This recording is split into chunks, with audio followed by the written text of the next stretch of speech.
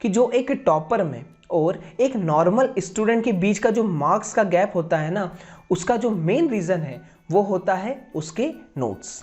अब ये सब ऐड करने के बाद हमारे जो नोट्स होंगे वो 100% कंप्लीट नोट्स होंगे, ठीक है। और ये नोट्स हमको हमारी एग्ज़ाम प्रिपरेशन में बहुत ही ज़्यादा कॉन्फिडेंस देने वाले हैं। बच्चों, अगर आपके फुल एफर्ट्स लगाने के बाद भी एक अच्छा स्कोर नहीं आ पा रहा है, जैसे अगर आपने सारे लेक्चर्स अटेंड करे हैं, सारे नोट्स भी बनाए हैं और क्वेश्चंस भी लगा लिए हैं, लेकिन इसके बाद भी अगर आपके मार्क्स, आपका एक अच्छा स्कोर नहीं आ पा रहा है, तो इसके पीछे दो कारण हो सकते हैं।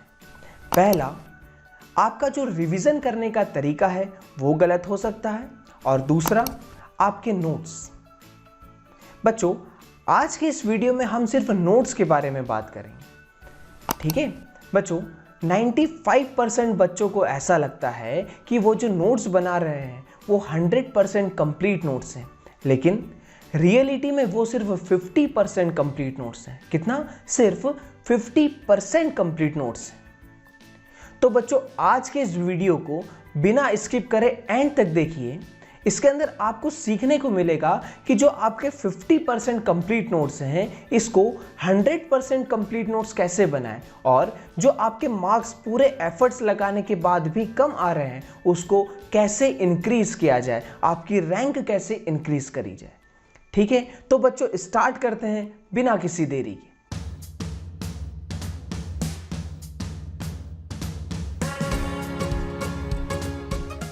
हेलो बच्चों, कैसे हैं आप?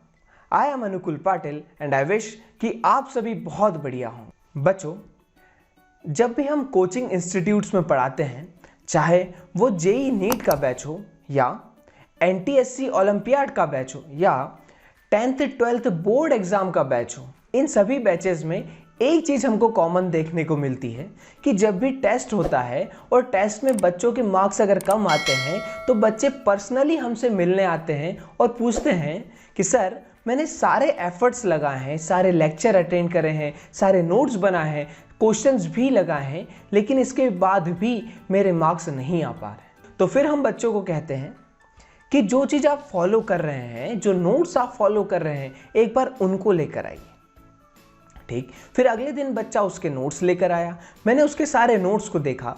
मैंने उससे पूछा कि बेटा, क्या ये नोट्स आपके हैं? उसने कहा, हाँ सर, बिल्कुल ये नोट्स मेरे ही हैं। मैंने फिर उससे पूछा कि क्या सच में ये नोट्स आपके हैं? तो उसने कहा कि हाँ सर, मेरे ही नोट्स है, मेरी ही कॉपी है और ये हैंडराइटिंग भी मेरी है। अच्छा, फिर मैंने उसको पूछा कि भाई, तुमने ये नोट्स बनाए कैसे?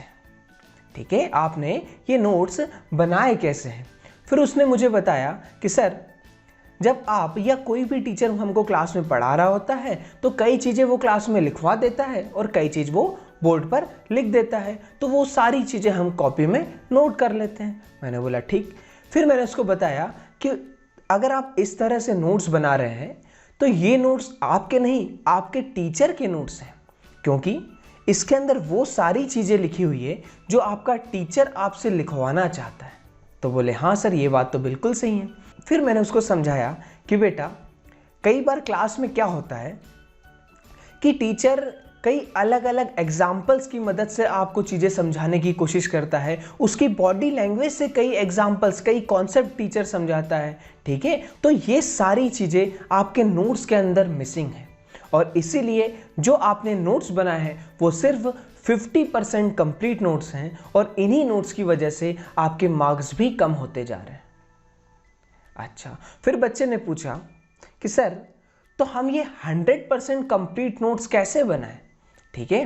अच्छा, फिर मैंने उसको बोला कि भाई, इसके लिए तुमको ज़रूरत पड़ेगी सेल्फ नोट्स की। अब ये जो सेल्फ नोट्स हैं, ये क्या होता है ये हम समझते हैं। बच्चों, सेल्फ नोट्स वो नोट्स होते हैं जो हम क्लास के बाद जब घर जाते हैं ना, तो कोई रेफरेंस बुक की रीडिंग लगाते हैं, ठीक है। उस रीडिंग के वक्त हमको कई चीज़ें ऐसी मिलती है, कई चीज़ें ऐसी याद आती है, हमको ये लगता है कि यार, ये वाला टॉपिक, ये वाला कॉन्सेप्ट, ये वाला एग्जाम्पल तो हमको क्लास में टीचर ने भी बताया था, लेकिन मेरी कॉपी के अंदर ये चीज़ नहीं लिखी हुई है, ठीक है। अच्छा, तो क्या करें कि उस कॉन्सेप्ट को, उस टॉपिक को जब हमने रीड करा उसके बाद हमको जिस लैंग्वेज में ज़्यादा अच्छे से समझ में आता है ना, उस लैंग्वेज में अपनी कॉपी के अंदर लिख लो। मतलब हमारी खुद की लैंग्वेज के अंदर अपनी नोटबुक के अंदर हमने उस टॉपिक को, उस कॉन्सेप्ट को, उस एग्जाम्पल को लिख लो। अब ये सब ऐड करने के बाद हमारे जो नोट्स होंगे वो 100% कंप्लीट नोट्स होंगे, ठीक है। और ये नोट्स हमको हमारी एग्ज़ाम प्रिपरेशन में बहुत ही ज़्यादा कॉन्फिडेंस देने वाले हैं, और कॉन्फिडेंस की मदद से हम किसी भी क्वेश्चन को आसानी से सॉल्व कर सकते हैं, किसी भी एग्ज़ाम को आसानी से क्रैक कर सकते हैं। बच्चों, ये सारी चीज़ें जब हम कर लेंगे, इसके बाद हमको आना है क्वेश्चंस पर। किस पे आना है? क्वेश्चंस पर। अब हमको अगर क्वेश्चन में भी कहीं पर कोई अच्छी चीज़ दिखती है, कोई नया क्वेश्चन दिखता है, कोई ऐसा कॉन्सेप्ट दिखता है जो एग्जाम में पूछा जा सकता है, तो उस चीज़ को भी वहाँ से उठाओ और अपने नोट्स के अंदर ऐड कर दो, ठीक है।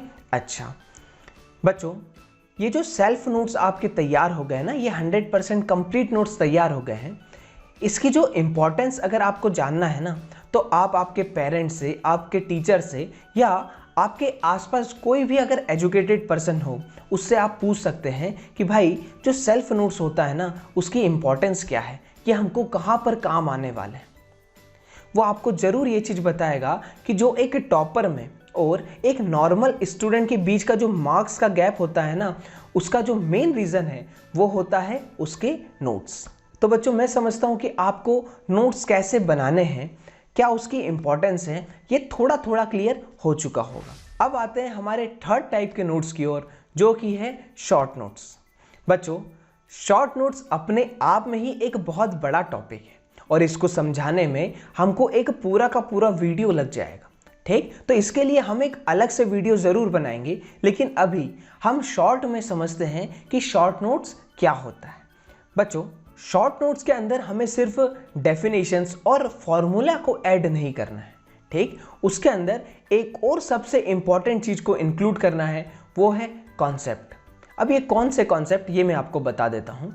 बच्चों, आप जब भी कोई क्वेश्चंस की प्रैक्टिस कर रहे हो, चाहे प्रीवियस ईयर लगा रहे हो या अपनी कोचिंग की या कहीं की भी कोई डीपीपी या शीट सॉल्व कर रहे हो, ठीक, तो वहाँ पर आपको कई क्वेश्चंस ऐसे दिखेंगे जिनका कॉन्सेप्ट सेम हो, या कोई क्वेश्चंस ऐसे होंगे जो बार बार एग्जाम में पूछे जाते हैं, ठीक है।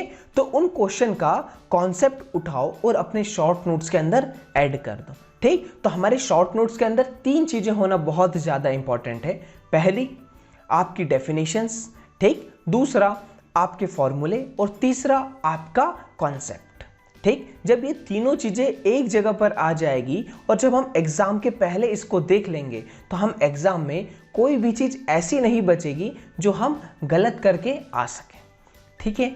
अच्छा बच्चों, आई होप कि आपको ये वीडियो बहुत अच्छा लगा होगा। तो आप इस चैनल को सब्सक्राइब कर सकते हैं, और इसी तरह के नए कॉन्सेप्ट पर नए वीडियोस इस चैनल पर आते रहेंगे। तब तक के लिए स्वस्थ रहें, मस्त रहें, लिखते पढ़ते रहें और देखते रहें डिजिशाला।